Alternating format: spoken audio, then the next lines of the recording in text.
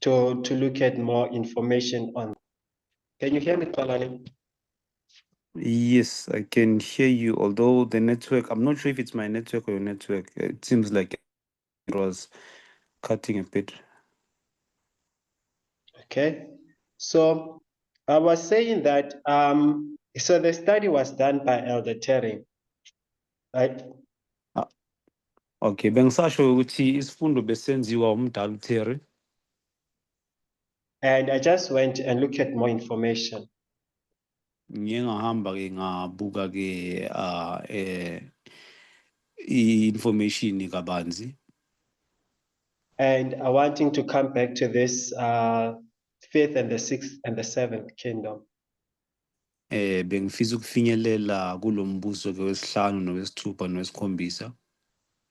Because it is through understanding probably what you are actually tracing to see the sixth and the seventh, the sixth, the seventh, and the fifth kingdom.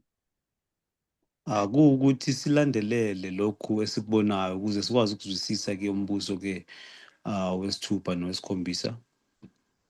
So so what is the theme of this subject? I think it's I've already mentioned that it is tracing the dragon power.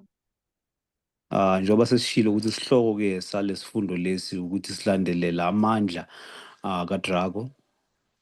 I'm not going to be mentioning the 5 Ws, but I think I'll just, by the sequencing of my study, you will be able to see, oh, this is actually taking place where, and this is what actually happening. Mangilo ngiqhubeka ngenza isifundo kuzoba lula ukuthi nikwazi ukuthi nibone ukuthi lokho kungenaphi lokho kungenaphi. And I liked what Elder Erica was presenting this morning as well. Ngithande indlela uErica afundise ngayo ekseni. Because she was also touching on Revelation chapter 13. Ngoba uye wathinta nako Revelation 13. Which is not, which is something which I'm not going to be touching on. Akusiyo into engizoyithinta kanye nami futhi. But I'll just be focusing, especially Revelation chapter 12. Uthatha uthi yena uzohlala ke ku-12. So that's actually what I want to focus on. Yilokho ke bekafisa ukuthi akubheke. So where do we see the first war or the dragon as Revelation chapter 12 mentions it? It's a question. uDrago simbona kuphi okokuqala ke masibuka ke incwadi kaSambulo. Linda, anything? Anyone? Ngabe ukhona omunye ozochaza?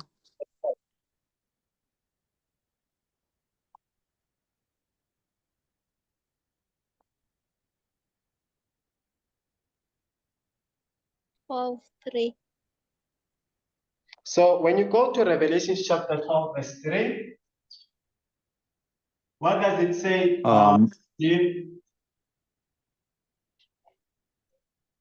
It says,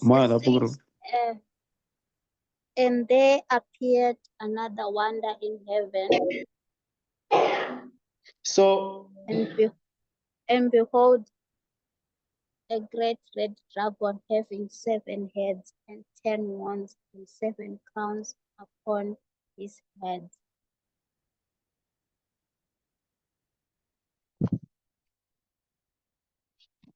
Olani? Yes. Oh. Yeah, I'm sorry, I just couldn't hear her clearly. Okay, so she was speaking about this great dragon. Ke bekhuluma ngodrago lomkhulu ke obomvu. That appeared actually in heaven. Yavela ezulwini. So we see this warfare that is taking place in heaven. Siyayibona ke lempi lena evelayo vele ezulwini. So it is actually saying that there was this war that which happened in heaven. Siyabona ke makuthiwa ke kwaba nempi eyenzeka ke ezulwini. So we see the dragon being mentioned as a serpent. Siyabona ke udrago lana uvezwa njengenyoka. And we when you understand whom actually this actually refers to who, Mosubuka ukuthi lokhu kuveza bani kahle kahle noma kuchaza bani. we understand that it's actually speaking about Satan. Siyabona ukuthi kahle kahle kukhulunywa ngoSathane. So just hold this thought which I just spoke about. Ngicela ukuthi ubambe lo mqondo engingakhuluma ngawo manje. I think I wanted to go to do this to go back to the book of Orias. Is it Daniel and Revelation? Bengifisa ukubuyela emuva ke encwadini kaDaniel noRevelation. I know many of us we know that book. Ngiyazi abaningi bethu bayazi leyo ncwadi. And then how actually how chapter 12 is actually being described in that book. Indlela ke eyachazwa ngayo chapter 12 kuleyo ncwadi. It's something that which I would like us to look at as well, if we get time. Yinto bengizothanda ukuthi masithola isikhathi nathi sithi ukuyibukisisa. But for now, we want to focus on this tracing the dragon power. Okwamanje bengithanda ke ukuthi sibuke ke noma silandelele amandla ke kaDrago. So we know that this happens in heaven. Siyazi ukuthi lokho kuqala ke ezulwini. And then we have this great dragon that is making chaos in heaven. Sinale ngilosi kuyenza ke inkinga ezulwini. So when you go to like when you go to heaven and you look at what actually Lucifer was actually fighting against, or what he was trying, or what Lucifer was trying to do. Mawuye ezulwini ubuka uLucifer lokho beyazama ukwenza kahle hle. Lucifer was trying to overthrow the government of God. uLucifer into bekazama ukuyenza bekazama ukuthi awise ke uhulumeni kaNkulunkulu ngisho kanjalo. So meaning he had an alternative government which he wanted to set in place. Beka nohulumeni wakhe ke bekathatha afuna ukuthi awubeke ube khona lapha. So that's the whole agenda when he also is been cast on this earth. Yikho afuna ukwenza noma sekalahlelwe laphansi emhlabeni. He wants to continue with the campaign that which he was busy with in heaven. Ofuna ukuqhubekisa bese yaqalile lena khona ezulwini. So if he was rebelling against the government of God, Mangabe ke bekangazwani noma beyahlubukile ke kuhulumeni kaNkulunkulu. Satan will want to do the very same thing. He will try and use people to be against the government of God. Uzowenza okufanayo, uzofuna ukuthatha abantu abajikise benze baphambane nombuso kaNkulunkulu. So that's what we will be tracing these governments, or these civil powers that are going to be that are going to be exalting themselves against the government of God.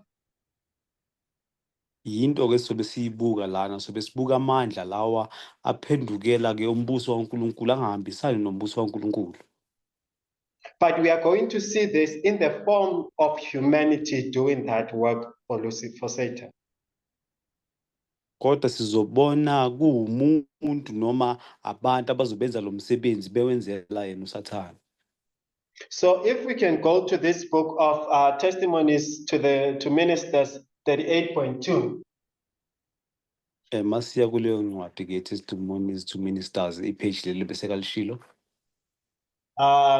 It's 38.2. 38.2.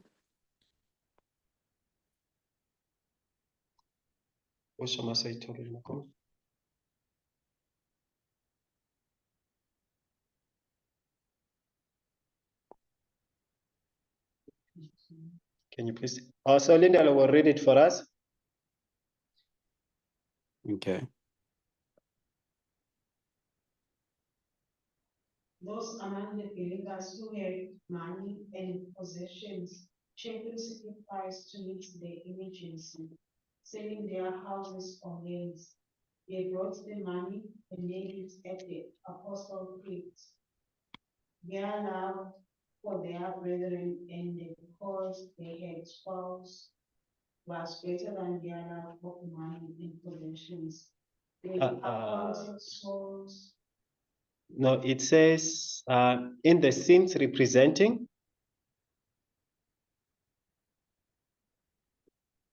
Oh, can I interpret? Yeah, it says in the scenes representing the work of Christ for us, and yes, you can interpret.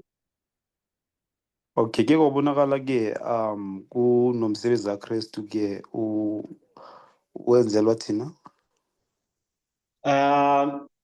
Or let me just read it and then you will I'll just try and summarize it. Okay. So it says in the scenes representing the work of Christ for us and the determined accusations of Satan against us, Joshua stands as the high priest and makes request in behalf of God's commanding keeping people. At the same time, Satan represents the people of God as sinners and presents before God the list of sins Satan has tempted them to commit through their lifetime, and urges that because of their transgression, they being given into his hands to destroy, he urges that they should not be protected by ministering angels against the confederacy of evil. He is full of anger because he cannot bind the people of God into bundles with the world to render to him complete allegiance. Kings and rulers and governors have placed upon themselves the brand of Antichrist and are represented as the dragon who go to make war with saints. So, okay, so this quotation says, I-quotation lena ichaza ukuthi yona you have Satan accusing God's people. sibona ke usathani ke yena accuse abantwana bakaNkulunkulu, saying that he's got a list with all the sins which Satan has tempted these children with. uphethe izono aye abalinga ngazo, and then he puts them forth before God and says, you see, all these people, they need to come under my banner. babeka phambi kobuso kaNkulunkulu uthi yabo bonke labantu laba kumele baze ngaphansi kwami noma phansi kophahla lwami, because they have transgressed God's commandment. ngoba ke bayice imiyalelo kaNkulunkulu. So Lucifer, Satan is asking God to remove protection from these people. uLucifer ucela uNkulunkulu ukuthi makasuse ukuvikeleka kulabantu. So saying that they need to be bundled together with the world that is under Satan's banner. Uthi mababhanqwe bonke ke babe ngaphansi kophahla kaSathane, so that these people can render to Satan full allegiance.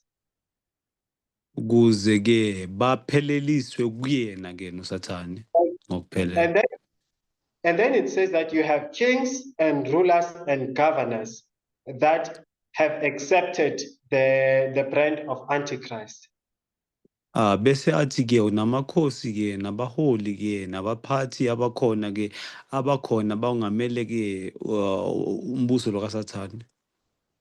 So, and then the quote says, these people are actually they represent, they are represented as the dragon.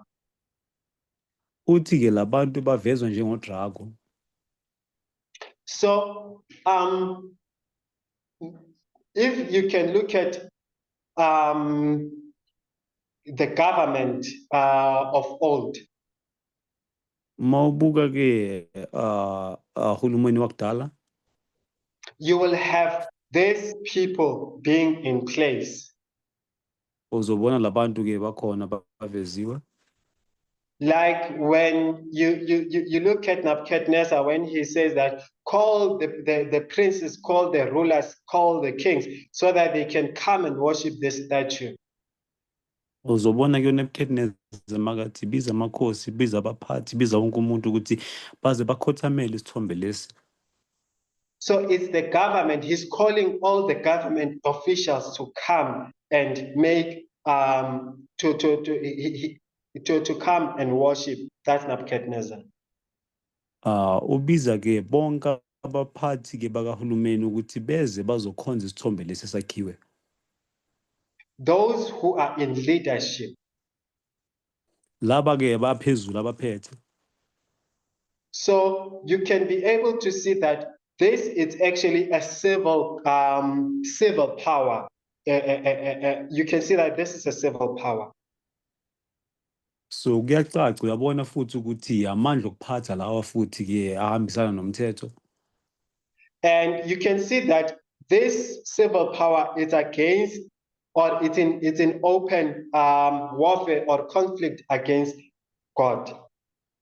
La mandla okuphatha ke kuyimpi emelane noNkulunkulu qobo lwakhe. Because of these people, they are the ones that are going to be to make war with the saints. Ngoba ibona laba bazolwisana namakholwa ke.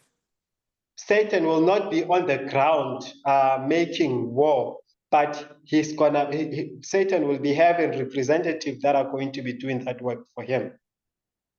Ngeke azilwele yena uSathane kodwa uzosebenzisa abantu ukuthi bamenzele umsebenzi wakhe. So we, like the studies that have been that we have once learned about, that we are the proxies of God and others are the proxies of Satan. Ifundiso ezazenza ngaphambili ukuthi thina sisebenzela uNkulunkulu abanye basebenzela uSathane. So we need to see how does this dragon power comes in and out of history. Kumele sazi, kubalulekile ukuthi sazi ukuthi amandla lawa kadrago angena aphume kanjani kumlando lo esiwufundayo. How do we see it going down and coming up, resurrecting with a different form, or having someone else again being in open rebellion or open war with God? La mandla lawa kadrago mawaziveza ngendlela ehlukahlukile kumele sazi sibone ukuthi avela kanjani, noma makuvela abantu ngendlela ehlukahlukile abayenza lo msebenzi lo kumele sikwazi ukuzwisisa konke lokho. So the first biblical empire, who can we say it was? Masibuka ibutho lokuqala ke laseBhayibhelini singathi ubani? It's a question. Kuwumbuzo lowo. Nalendis.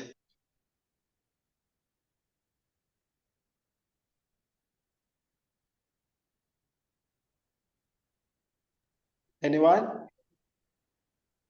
Ngabe ukhona ongasichazela? So, because of time. Is it Nimrod? Nimrod. Yes, thank you. It's Nimrod. Ngiyabonga So, kakhulu yebo Nimrod. so let's go to the book of Genesis chapter 10 verse 8 and 9. Masiyeke encwadini kaGenesis 10 verse 8 and 9.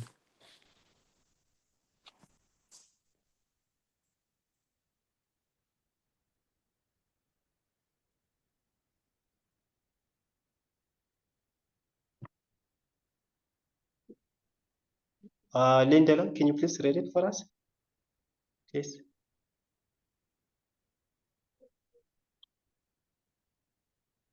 And Cush begets Nimrod. It began to be a mighty one in the earth.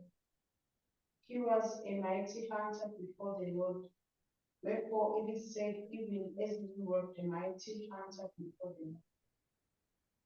Okay, so we see that Nimrod was a mighty what? A mighty hunter before God. Siyabona ke ukuthi bekawumzingelo omkhulu ngaphambi kwaNkulunkulu Nimrod. And what did Nimrod do? How do we know Nimrod? What is the story behind Nimrod? Yini ayenzile Nimrod? Simazi ngani kahle hle yena? So it's nice when we interact so that Kumnandi masikhuluma kuba lula ukuthi sibone ukuthi siyazwisisa sonke.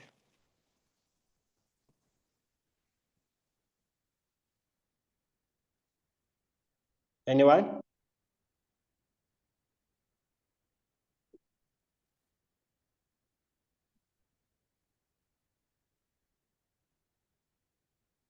Kumalo, do you know Nimrod?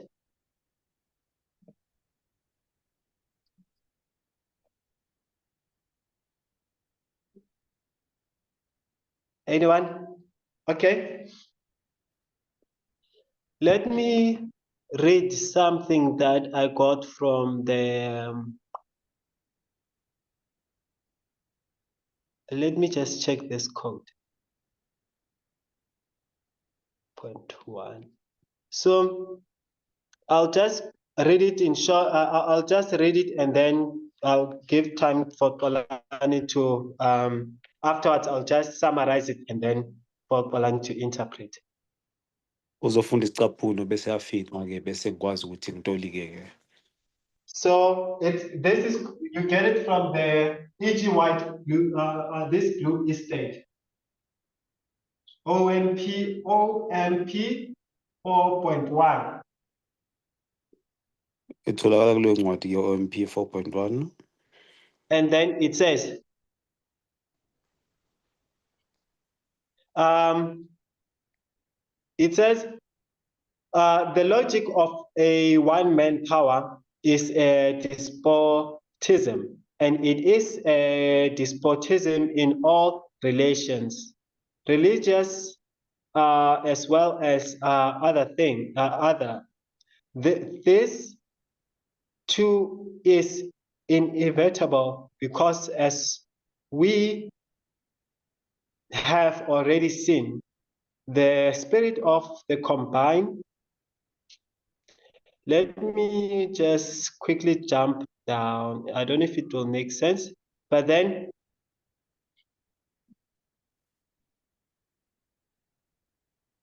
it's actually,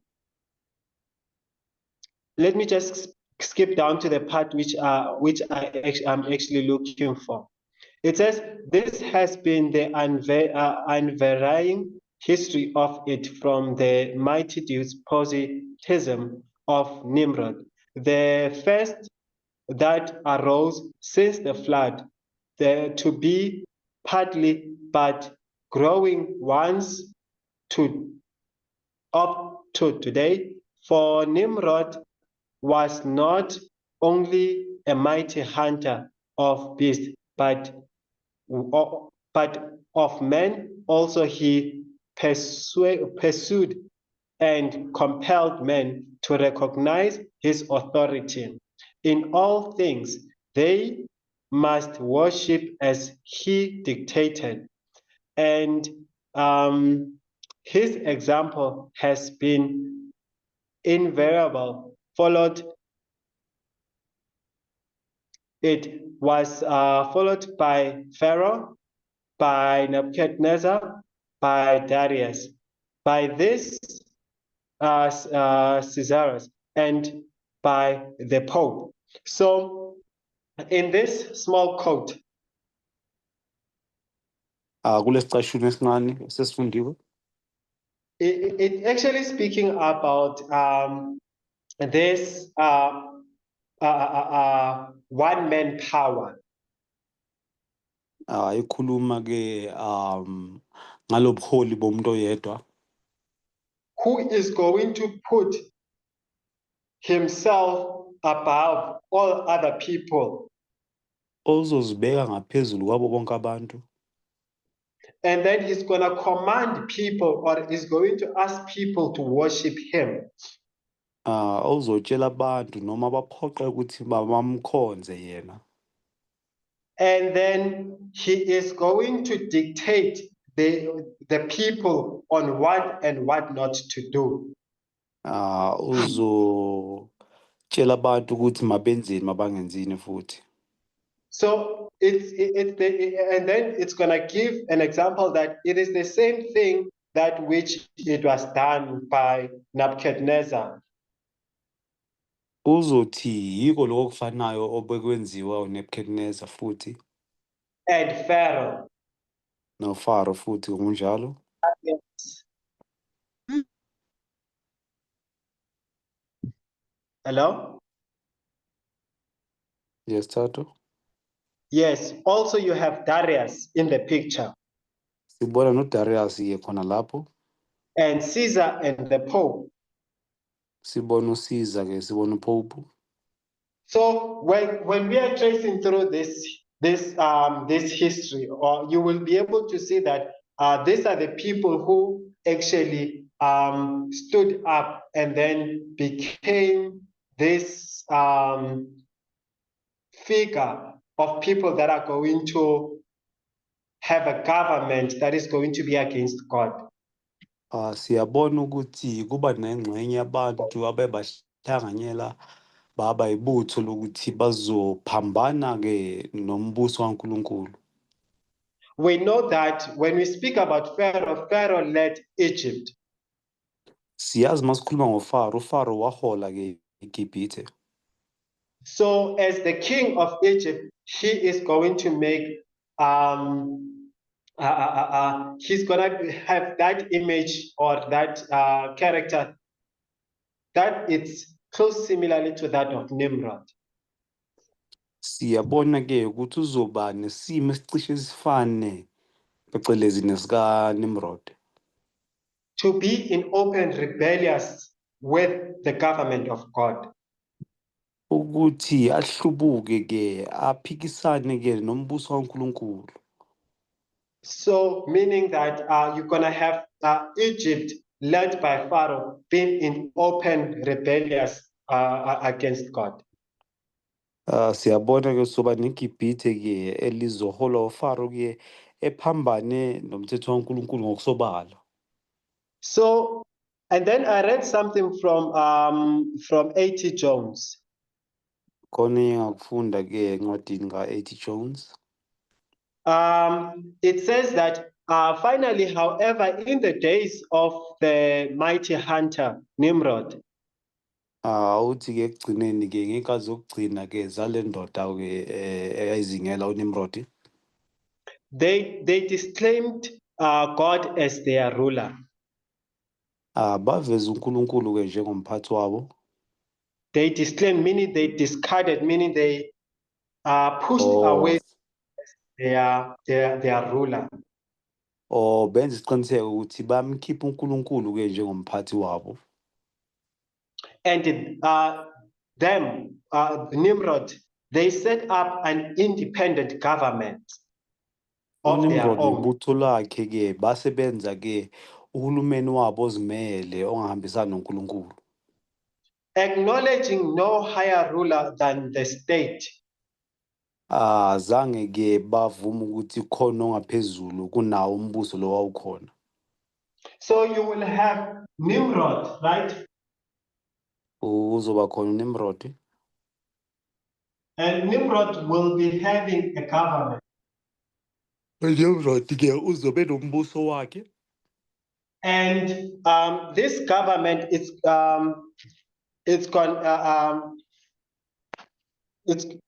going to be set as a what? An opposition against God's government. Lo mbuso ke kuzobe kuwumbuso ophikisana nombuso kaNkulunkulu. So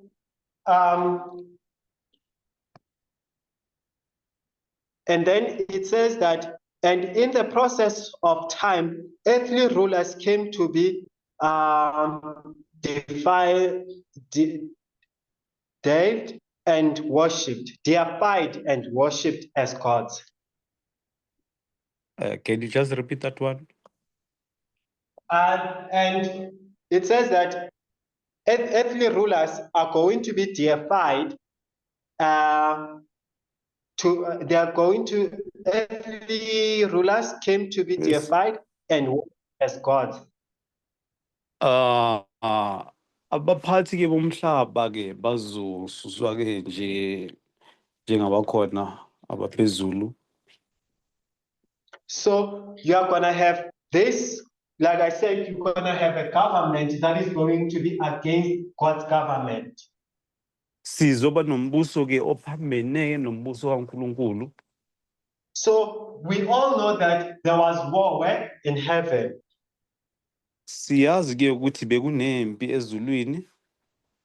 And then Satan was defeated as he made an open rebellion against God's government. Wanqotshwa kuSathane njoba ke wahlambalaza izulu ke wahlubuka ngokusobala. So meaning the government which he wanted to establish in heaven. Lo mbuso beyafisa ukuthi ube khona ezulwini. He said, I'm going to come and establish this earth, this kingdom here on this earth. Uthi uzoyenza ke lo mbuso ke la emhlabeni manje. Remember when God created human beings in Genesis, Khumbula uNkulunkulu uma ekhanda abantu ke uGenesis. there were those people, they were to be governed by God and according to God's rules and ways. Labo bantu ke bekumele baholwe ke uNkulunkulu, baholwe futhi nangazi indlela zaNkulunkulu. So when Satan came to this earth, uSathane mekeza kulomhlaba yena. He came with an agenda to say, I'm going to remove this government of God and place my government. Wathi ke ngizosusa umbuso kaNkulunkulu bese ngifaka owami umbuso. And he managed to accomplish that because of he found people that were willing to do his will. Wakwazi ukuthi akwenze lo ngoba wathola abantu ke abahambisana nentando yakhe. That's why you have people like Nimrod who are going to say, God, we are fine with you. We will establish our own government. Yingakho uzothola abantu abafana nabo Nimrod abathi uNkulunkulu si right thina ngawe sizozenzela umbuso wethu. So another one. So let me just so this is, I'll just send that quotation on the Zoom platform because I took a screenshot of it. Ngizoyithumela i-quotation leyo ku-Zoom platform ngoba ngiyenze screenshot sayo. So the next one is from EB 26.7. Elandelayo ke iku-EB 26.7. It says Nimrod the mighty hunter, Thiwa ke uNimrod umzingelo omkhulu, who began to be a mighty one in the earth. owavese wabamkhulu yena emhlabeni. He was the founder of the first kingdom on earth. Uyena ke owasungula ke umbuso wokuqala emhlabeni. And the beginning of his kingdom was Babel. Umbuso wakhe ke bekuyiBhabheli. and Erech and Arcadia, and it's going to mention other kingdoms that which he actually managed to build. But the first one was actually the Tower of Babel. Izochaza eminye imibuso ke yakwazi ukuthi ayakhe kodwa yokuqala iBhabheli aye wayekha. So we see that Nimrod took a stand that which nobody else took before him. So siyabona ukuthi uNimrod uthathe isinyathelo abanye bangazange bakwazi ukusithatha ngaphambili. So what are we still together so far? Ngabe sihambisana?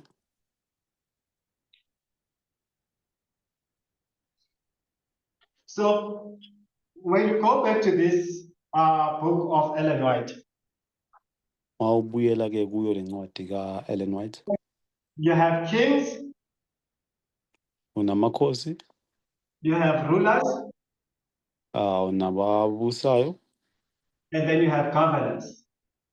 unabaphathi ke futhi. And all these three represent the dragon. Konke lokhu kuchaza udrago. And we mark this as a civil power. Siveza la noma sibona lawo njengamandla okuphatha. So what's a civil power? Amandla okuphatha yini? I think we have said that it's what? It's the government, right? Ngiyathemba ukuthi esathi umbuso, siyavumelana. We know that the government is there to oversee the affairs of the land or of that province. Siyazi ke ukuthi umbuso ukhona ukuthi ubone yonke into enzakalayo kulelo lizwe noma indawo leyo. But you have a civil power, meaning you have people that are going to be supporting this government. Ngakho ke sinabantu ke abazobe baxhase ke lo mbuso lona. And these people are going to be leading the multitudes of people. Labantu bazobe bahola ke iningi labantu. So when we trace the next power or the dragon power where it's mentioned in the Bible, Masibheka ke amandla amanye alandelayo eBhayibhelini. it's you have which other kingdom do we know of? Imiphi eminye imibuso esiyaziyo?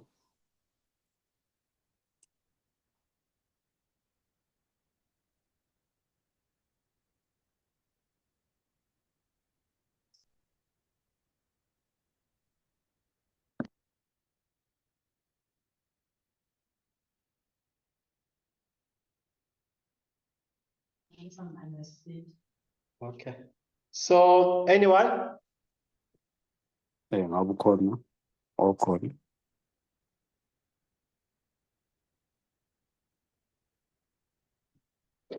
So we have the next government or the next power, we have Egypt. Umbuso olandelayo ke sineGibhithe. Who was the leader of Egypt? Ubani umbeka umholi waseGibhithe? Who was the leader of Egypt? Pharaoh. Hello? Pharaoh.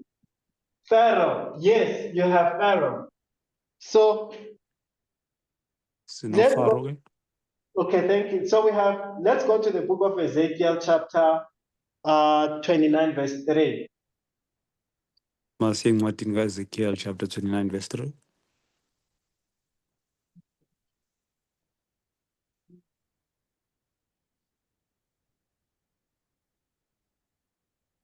Ezekiel chapter 29 verse 3.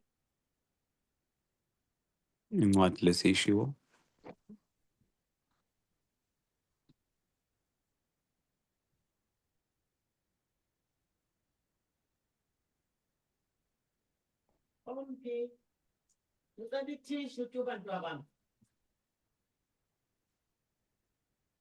So how does it read?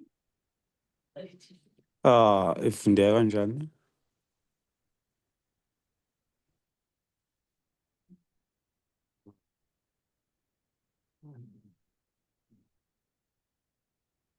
You can please read it. Speak and say, thus said the Lord God, behold, I am against thee, Pharaoh, king of Egypt, a great dragon, Nile, in the midst of his rivers, which had said, my river is mine own, and I have made it for myself. So you have this individual Pharaoh, Sinalo Faro lona phecelezi and who is the king of Egypt. oyinkosi yaseGibhithe. And then he says, you know, this river, these people are mine. Uthi-ke lo mfula lona noma labantu laba bangabami. And we are going to do according to our own dictates, not your dictates. Sizoyenza ngendlela esifuna ngayo nesifisa ngayo, hayi ngendlela wena ofuna ngayo. So we can see that Pharaoh is mentioned as a dragon. Siyabona ukuthi uFaro uvezwa ke njengodrago. And it's this civil power that it's an open rebellion against God. Amandla okuphatha lawa ke na aphambene ke nombuso kaNkulunkulu. So in the quotation that I read from A.T. Jones, Usicaphune sesifundiwe ke saka A.T. Jones. that was actually saying you have Nimrod and you have Pharaoh, you have Nebuchadnezzar. Beyiveza uNimrod, iveza uFaro bese iveza uNebukadnezar. They all had the same mindset. Bonke ke bebenomqondo ofanayo. And it was that we are the what? We are going to be the rulers and you are not going to be the ruler. Bebabonisa ukuthi kuzoba yibona abaphathi ke angeke abe umphathi yena. So it's this open rebelliousness, rebellion against the government of God. Ukuhlubuka embusweni kaNkulunkulu okusobala lokho. So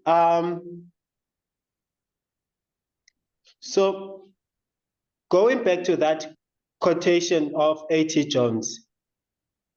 Masibuyela ke kule quotation ka A.T. Jones. I sent it on the Zoom platform. Ngiyithumela ke ku Zoom platform. So it says that instead then of having God as a visible ruler of source of authority, men had only themselves for visible rulers and were obliged to set up some government of their own. Yet for a long time, they acknowledged that God was the real ruler and that their earthly rulers were but acting in the capacity of God's agent. Ngizocela uyisummarize mntase. So it actually speaks about, it says, they Abantu, they had God as their visible ruler, or God was their ruler and the source of of. Kubonakala ukuthi abantu ke bebenoNkulunkulu njengomphathi wabo okhona obonakalayo. And men they had only themselves as rulers. Bebenabo bona ngokwabo njengabaphathi. And then were obliged to set this government. It was like they were supposed to set up this government. Bebephoqeleka ke ukuthi bakhe lembuso. But they needed to set this government under the guidance of God. That God was going to be their so-called ruler. They are ruler, but you have these people that are going to be acting in that part, meaning kings and rulers and governors, meaning rulers and governors, they were going to be acting on the part of God. Embusweni abo mabephatha bekumele uNkulunkulu kube uyena ophatha ngaphezulu bese bona baphatha ngaphansi kombuso kaNkulunkulu. And people, they actually were supposed to understand that. People understood it before Nimrod. Abantu bekumele bakuzwisise lokho, bekumele bakuzwisise ngaphambi kwakaNimrod. And that's why now you see when Nimrod comes into the picture, he does away with all this thing that is going, all the things that are going to be relating to God. Siyabona ke ukuthi uNimrod makefika uhamba nawo noma ushabalalisa konke izinto ebezihambisana noNkulunkulu. So the reason I try to emphasize this is because of the same spirit which was in Nimrod. Kwenza ukuthi ngikubeke lo kuvele ngoba lo moya bowukhona kuNimrod. Or the mindset that Nimrod had. Noma umqondo lona uNimrod ebeka nawo. It's the same mindset that this king of Egypt, Pharaoh, is going to be having. Umqondo ofanayo njengale nkosi yaseGibhithe uFaro ezobe nawo. That is going to say, no, Tina, we don't want God's government. We are going to what? We are going to be the gods. You need to worship us. Bathi bona bawufuna umbuso kaNkulunkulu, bathi thina sizoba ngabaphathi nizokhonza thina. Meaning they are taking God away from the people and they place themselves as gods. Bakhipha uNkulunkulu esithombeni base bazibeka bona njengabonkulunkulu. So even when you come to the end, it will not be any different. You will have one individual who's going to do away with all that is for God, and they are going to place themselves as gods. Nasekugcineni uzothola abantu ke labo ke abasusa umthetho kaNkulunkulu abazibeke bona njengabonkulunkulu. So with Pharaoh, Masibuka uFaro, he's the great dragon. uDraco omkhulu. And then we have a history between where, because I want to come to Rome. Sizoza lana kuRome. What other kingdoms do we have before Rome? What are the three kingdoms that which we have? We have mentioned one or two people that are in that, are in those kingdoms. Imibuso evelayo ngabe imiphi evela eyandulela eRome? Sibachazile abantu abakhona abavelayo kuleyo mbuso. Ngabe ngobani?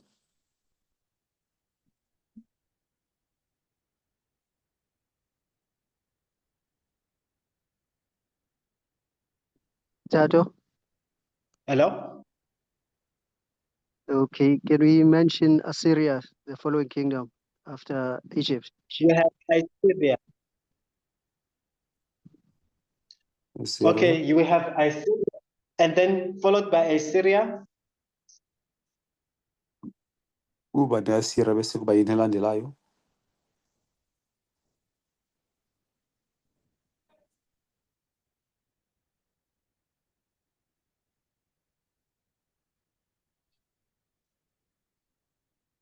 Assyria, we have Babylon. After Bese Babylon, siba noBabylon.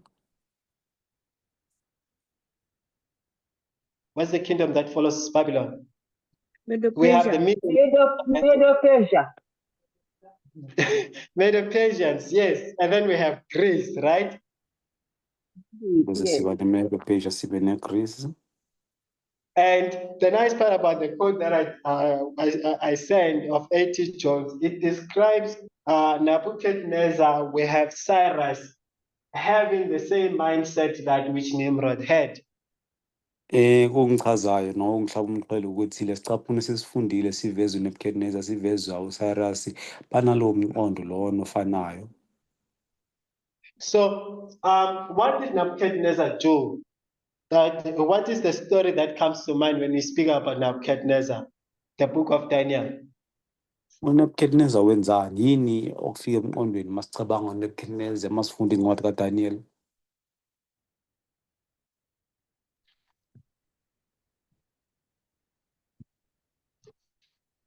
Nebuchadnezzar What is set the a, sorry?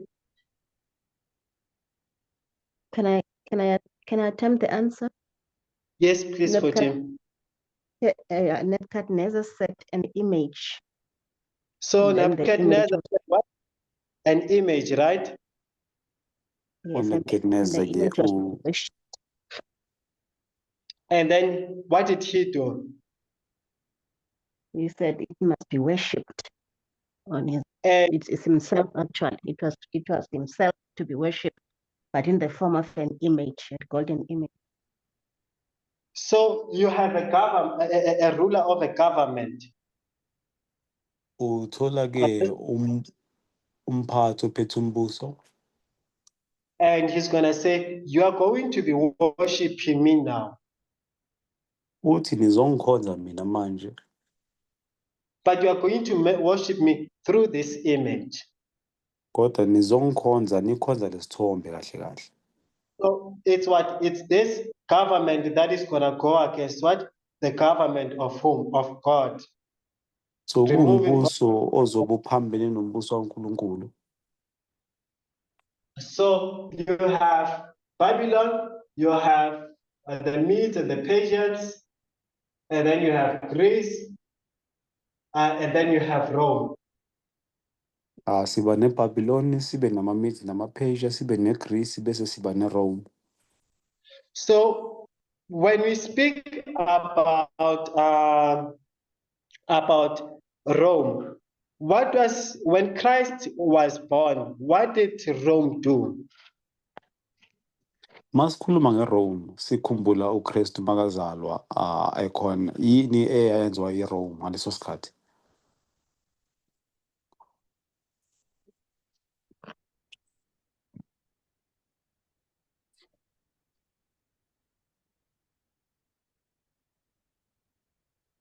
What did Rome want to do? ERome yenzeni?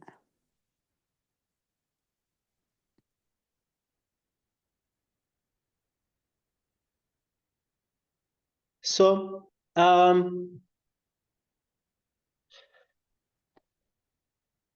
if we go to Revelation chapter Mangabe 12, siya ku 2. Revelation chapter 12, good 2. Can someone please read it for us? Sicela kube khona sifundela yona.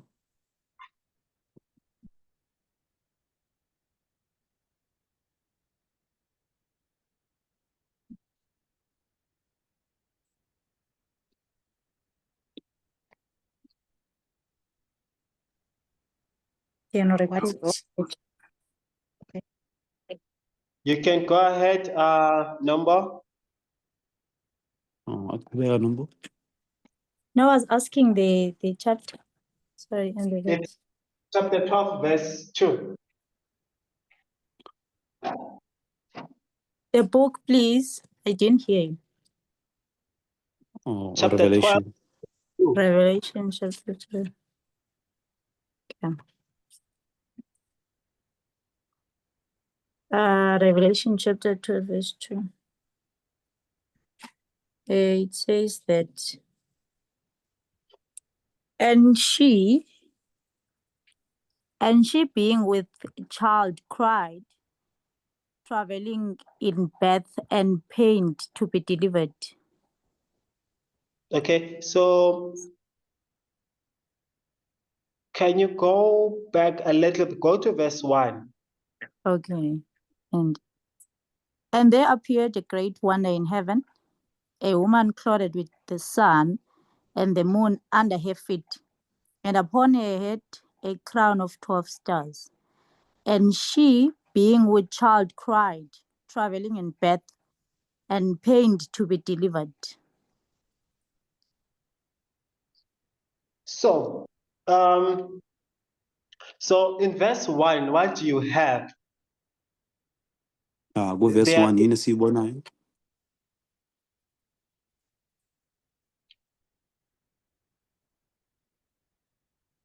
Number? Nombo sinani ku-verse 1? A woman. So you have a woman, right? Sinomuntu wesifazane.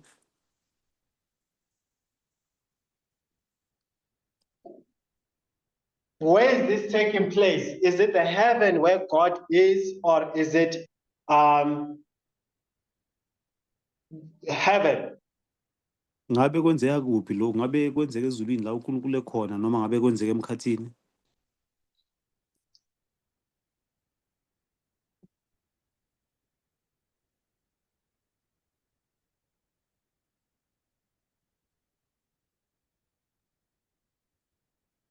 Hello? Yes, Noba? It says in heaven, a great wonder So appeared in it just heaven. says in heaven, right? Ivesi ithi ezulwini ne? So I have only 6 minutes remaining. Nemizuzu ke isithupha esele.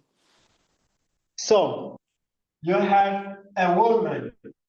This woman, it says that she's clothed with what? With the sun. Khona owesifazane Right. simbona embethe ilanga.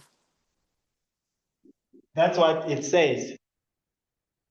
And then it says with the sun and then the moon under her feet. So when you look at under her feet, Bese masibuka there's a phansi what? kwenyawo zakhe sibona ukuthi kunenyanga. There's a moon. And it says, and upon her head, a crown of 12 stars. So you have a crown of what? Masibuka ke phezulu ekhanda lakhe kunomqhele ke oney'nkanyezi eziwu-12. Okay, so in short, Ngokufishane ke back we used to understand that the 12 stars represent the 12 disciples. qala sasizwisisa ukuthi ke inkanyezi lezi eziyishumi zisho ke abalandeli bakaKristu Jesu. And then the woman is a representation of a church. Sasithi ke lo wesifazane ke sasithi kusho ibandla. And then the sun actually is a representation of the glory of the gospel from this time period going forward.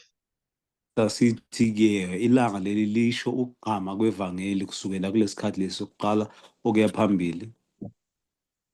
And then the moon is a representation of the gospel prior, before the child or the woman is gonna give birth. Besithi ke inyanga lena isikhathi esandulela ukuzalwa komntwana ezalwa yilo wesifazane. So you have under this moon, Ngenhla noma ngaphansi kwale nyanga. let me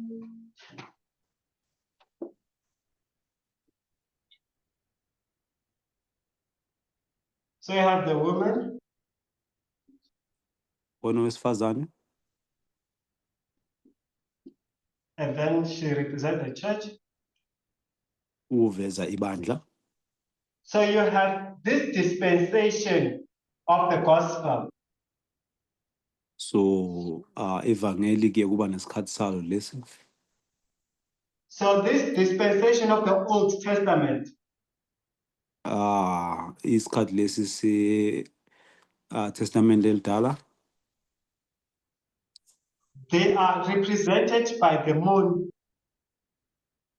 Ivezwa ke inontuzana inyanga. Because the moon borrows the light from the sun. Ngoba ke inyanga iboleka ukukhanya kwayo elangeni.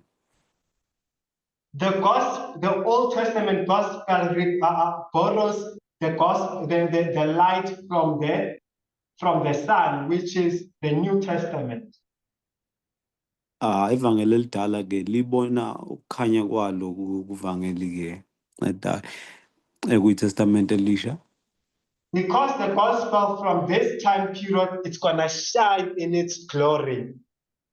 Ngoba ke ivangeli ngalesikhathi lesi lizoqhama kakhulu.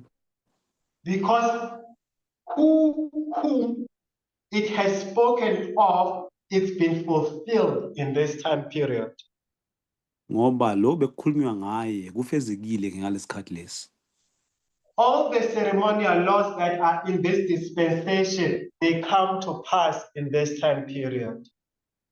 Konke bekufanekiswa ngalesikhathi ke se-Old Testament kuyafezeka manje makufika lesikhathi. Now, the foreshadow, all these things, they were showing that which is to come. Zonke lezi zinto bezibonisa ukuzokwenzeka. So you have the moon Unenyanga borrowing the light from the sun, eboleka ukukhanya kwayo elangeni, which is the New Testament. ekuyiTestament esha. You are going to have this woman Inalo wesifazane who's going to give birth to the Christ, ozozala umntana oWuKristu, and who's going to have the 12 disciples, ozoba ke nabafundi abayishumi 12. and the gospel is going to shine in its brightest. Sizobona ivangeli ligqama kakhulu ukudlula eqala. And then verse 3, it says, and they appeared another wonder in heaven. Verse 3 uthi wasekuvela esinye isimangaliso ke ezulwini. And behold, a great red dragon, Buka ke udrago omkhulu obomvu, having 7 heads and 10 horns, wayeke namakhanda esikhombisa ke kanye nezimpondo ke eziyishumi, and 7 crowns upon his head. nemqhele ezikhombisa ke emakhandeni akhe. So you are gonna, during this time period of Christ when he's born, Ngalesikhathi sikaKristu la azalwa khona, you have Rome that is in power. sibone iRoma ke ekhona lapho ebusayo. Who was the leader during the time period when Christ is born? Ubani obeka umholi noma wayephethe ke ngathi kuzalwa uKristu? Can please someone share with us? Ukhona ongasitshela?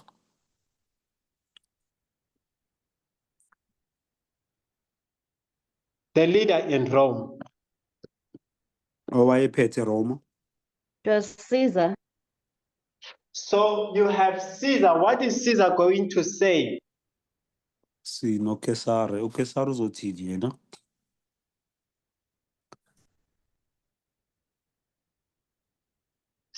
Caesar is going to say, go and kill all the children that are under what? Under 2 years.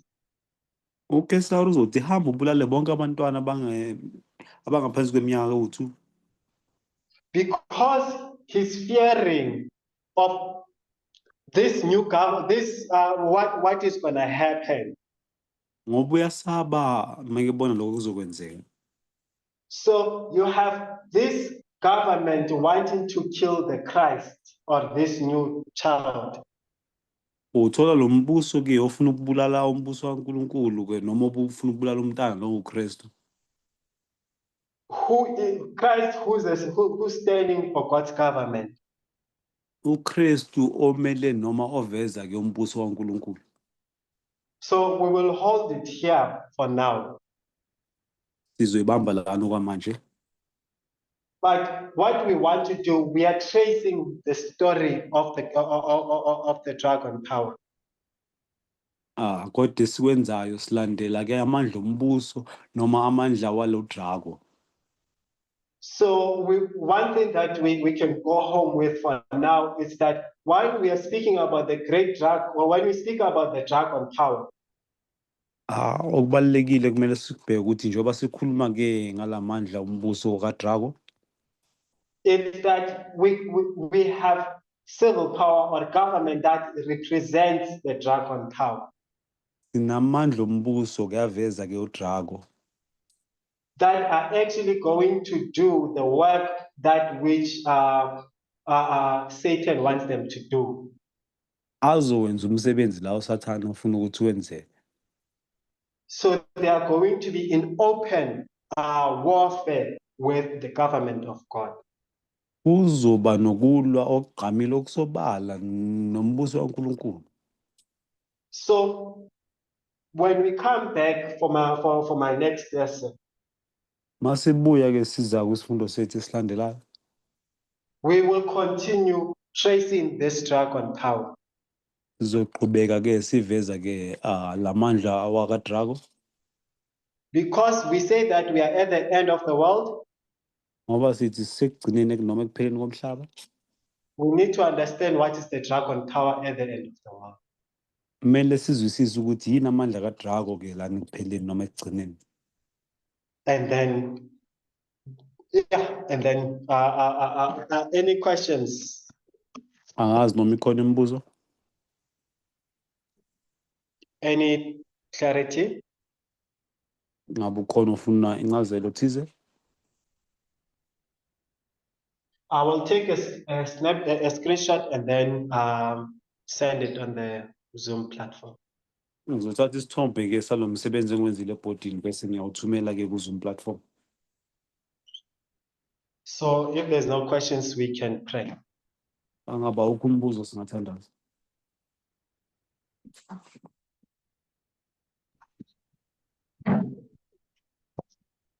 Our precious God, thank you for loving and caring for us.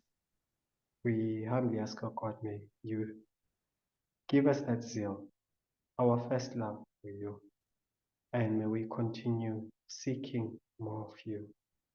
May you shine bright in our hearts, and may you dispel every dark thing that which is not wanted in our hearts. And Lord, may you continue to shine bright our path so that we may be comfortable in this journey as we are sure of where we are walking. We pray that, Lord, may you continue to humble us, and may you please forgive us, and may you please continue to give us strength, and may you continue, Lord, to provide to us our daily bread. Thank you. We ask all this in the name of Jesus, praying, having faith that, God, you shall be with us even as we prepare for the Sabbath. Thank you so much. In Jesus' name, amen.